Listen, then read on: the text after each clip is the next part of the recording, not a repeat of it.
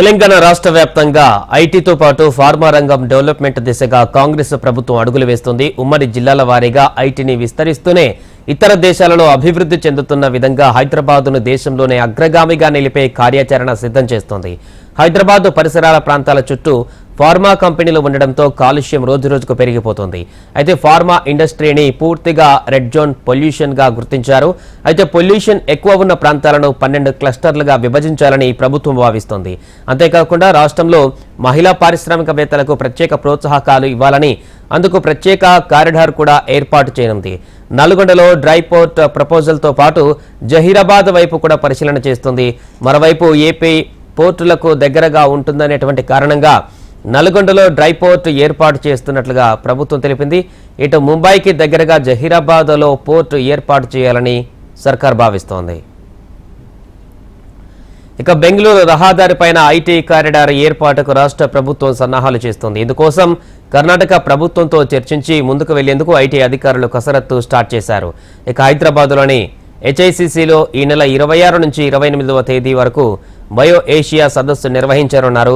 ఈ సమ్మిట్ను సీఎం రేవంత్ రెడ్డి ప్రారంభించనున్నారు. అయితే ఈ సదస్సు ద్వారా 6 కంపెనీలతో ఒప్పందాలు చేసుకోనున్నారు. మొత్తం 180 కంపెనీలు ఈ సమ్మిట్లో పాల్గొనే అవకాశాలు ఉన్నాయి.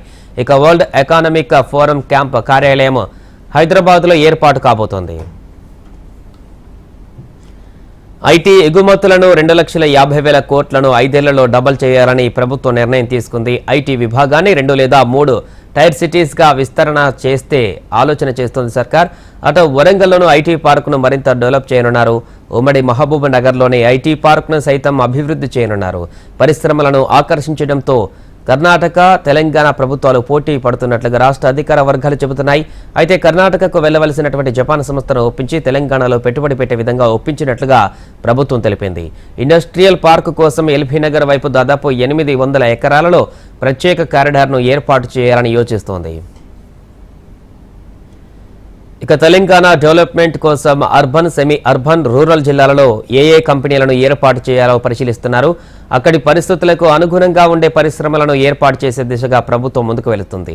అయితే త్రిబులార్ లోపల బయట కంపెనీల ఏర్పాటు చేసే అంశంపైన రిపోర్టు తయారు చేసేందుకు ఓ సంస్థకు అప్పగించింది ప్రభుత్వం. మరోవైపు గత ప్రభుత్వం నెలకొల్పిన సంస్థలను మూసివేయమని స్పష్టం చేసింది రాష్ట్ర ప్రభుత్వం.